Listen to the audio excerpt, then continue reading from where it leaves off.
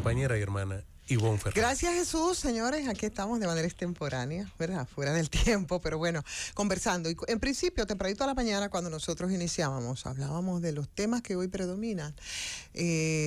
Por lo menos la principalía a través de los medios, y hablábamos del caso de la vuelta a las aulas, el conflicto ADP, ministerio y lo que ha estado ocurriendo mientras muchos niños y niñas están fuera de las aulas, pero también hablábamos del tema de la vacuna, el tema del COVID, que son preocupaciones que tenemos ahora, sobre todo en momentos en que esta quinta ola la tenemos ahí, en el tope, como hoy titula uno de los diarios. Y efectivamente, la necesidad de que se apure el paso para el tema de la vacunación, un país que prácticamente se ha quedado rezagado en el esfuerzo, ¿no?, por aplicar esa tercera dosis de la vacuna en la mayoría de la población, que yo no sé cómo se va a manejar.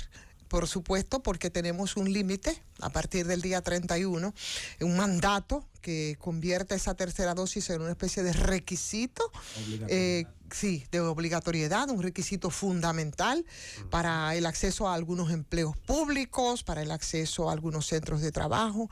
El problema es el índice de los que ya tienen es preocupante. No sé cómo se va a manejar porque nos agarra precisamente en un momento en que estamos en ese tope con muchas personas y las estadísticas en términos porcentuales de la cantidad de personas que están vacunadas, por ejemplo, con una primera y con una segunda dosis, no sabemos cómo podrían entonces aplicarse la tercera para cumplir con ese mandato que se convierte en obligatorio. Digamos, el que tiene la primera dosis, le dio el COVID, no se ha aplicado la segunda, pero nos coloquemos en la segunda. Vaya, una persona con segunda dosis tiene el COVID ahora que le ha dado a medio mundo. Yo pienso que más de una tercera parte de la población. Nosotros tenemos mucho COVID. ¿Cómo entonces harían cuando los protocolos dicen que tiene que transcurrir un tiempo determinado para aplicarse entonces esa tercera dosis? ¿Cómo va a ser? ¿Cómo lo van a manejar entonces a partir del día 31? ¿Cuáles son las informaciones que en esa dirección fluyen? Entonces, parece que definitivamente ha faltado una acción que sea más contundente de parte del propio gobierno para que se pueda lograr esos 100.5 millones de ciudadanos que apliquen esta dosis y que completen ese esquema inicial de los que se ha estado hablando, de las dos vacunas pertinentes. Mientras predomine entonces, y es lo que se ve, esa lentitud, que ahora vemos muchas personas procurándose hacer las pruebas, más no esa cantidad de gente que debería fluir a los centros de vacunación. Entonces, ¿qué va a pasar con esos que son más vulnerables?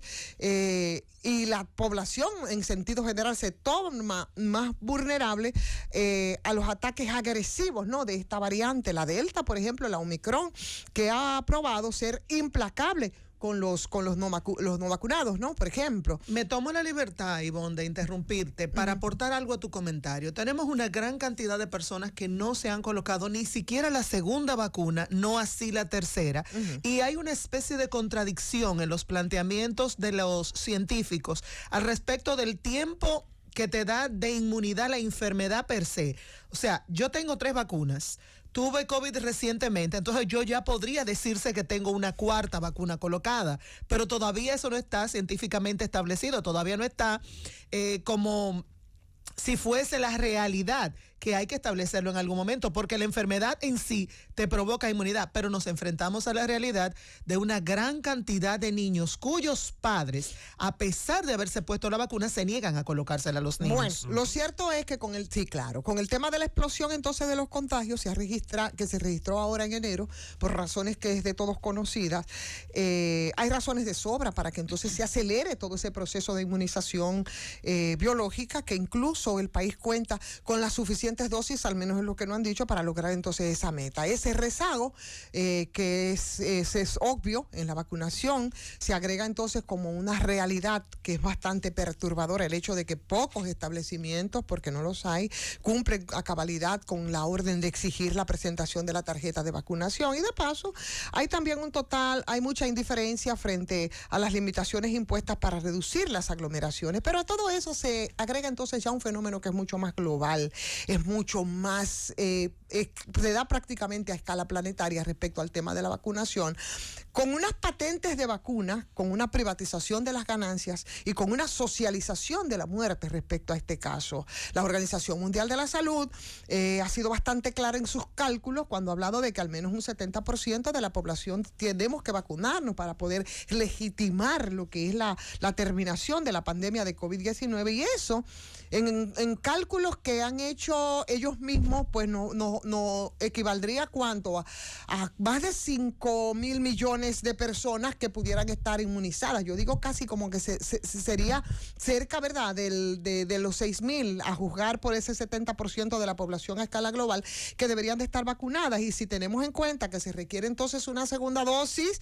entonces la demanda va a superar considerablemente lo que ha venido, lo que es la oferta inicial. Entonces esa carrera por obtener la vacuna ha significado también una oportunidad grande de negocio para las empresas biotecnológicas y para las farmacéuticas. Y en el año 2020, en el año 2021, y las proyecciones incluso para este mismo año 2022, podrían sumar millones y millones a esa facturación. Por ejemplo, Bloomberg ha hablado de manera concreta de 60.000 millones en ese caso. O sea que el alcance de las empresas biotecnológicas es mucho mayor, porque ellos han tenido patentes por 12 años, mientras que las farmacéuticas generalmente tienen derechos durante 5 años, por lo que es bastante desigual. Juan, me decías lo que ha estado ocurriendo en esto, que se ha convertido prácticamente en un negocio, ¿no? Iba a Sí. aportar a tu comentario que hasta el 15, tengo unos datos aquí, que hasta el 15 de enero de este año iban de esta manera. Habían sido aplicadas 14.336.137 dosis de vacuna, de las cuales 6.967.123 eran de primera dosis. Segunda dosis, 5 millones, no llega a 5, era 4.845.000, y de tercera dosis íbamos por 1.600.000. Más lento que una caravana babosa, vamos con la tercera dosis. Pero no solamente eso, que va muy lento, y ya el 31 de enero, el que no tenga las 3 dosis no podrá entrar a lugares privados de servicios públicos y a instituciones públicas. Definitivamente hay nombres muy rimbombantes de empresas, de laboratorios, Biotech, Moderna, Pfizer, que tienen incluso asociación con la misma, con la Pfizer norteamericana, ¿no? Esas han sido las grandes ganadoras. Por eso mucha gente no encuentra explicación en el hecho que mientras nosotros nos sumimos en todo el tema de esta pandemia, hemos visto cómo se ha ensanchado mucho más la brecha entre los pobres que se han puesto, se han destapado mucho más, y los ricos que han aumentado sus fortunas. Es clave recordar entonces que esas empresas definitivamente han recibido millones y millones de dólares por subvenciones que han sido muy directas en este caso. Es decir, señores, que en medio de todo esto, ¿no? El chantaje, por ejemplo, que ha habido respecto al tema de los incentivos, el tema de las patentes, el monopolio de lo que esto ha implicado, las empresas y los controles que ellos han tenido.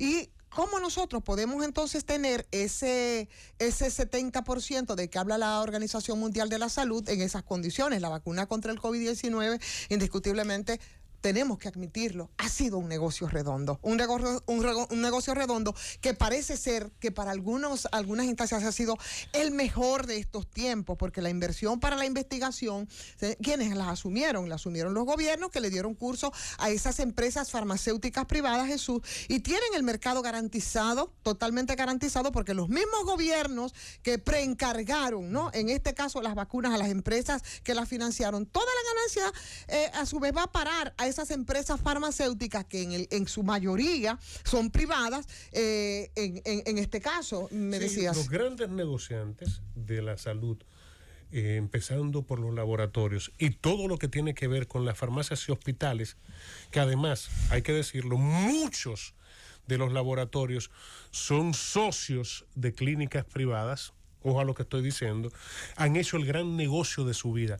Nunca como antes se había ganado tanto dinero en tan poco tiempo con la venta de medicamentos como han hecho las farmacias y los laboratorios, claro, en este tiempo. Entonces ha habido muchas restricciones en términos monopólicos, por supuesto, que se han otorgado por los mismos gobiernos y que definitivamente han habido, a través de la Organización Mundial del Comercio, que ha tenido que intervenir y se han violado todos los acuerdos a los que se han llegado con el tema de la exclusividad de la producción, con el tema de la exclusividad de la comercialización, que es algo que se ha dado por años. Por eso yo digo que en este momento ha sido el momento donde más posibilidades de negocio ha habido, y esas restricciones del acceso a la vacuna, consecuentemente entonces con las patentes ocurre mientras que 500,000 personas contagian a 8,000 que fallecen a diario a causa de esta enfermedad.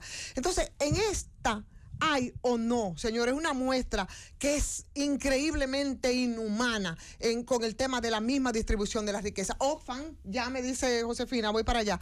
Oxfam habla de los países con mayores ingresos y cómo ellos tienen para vacunar a una persona por segundo en el mundo, mientras nosotros tenemos países que todavía a estas alturas no se ha colocado la primera vacuna. Por tanto, yo creo, y termino mi comentario entonces diciendo que efectivamente, señores, nunca antes los ricos que controlan el 1% de la riqueza mundial han tenido mayores oportunidades para hacer negocios. Mientras tanto, esas patentes de la vacuna, las privatizaciones de las ganancias, socializan, pero ¿socializan para qué? Para la muerte de los más pobres. Llévatela.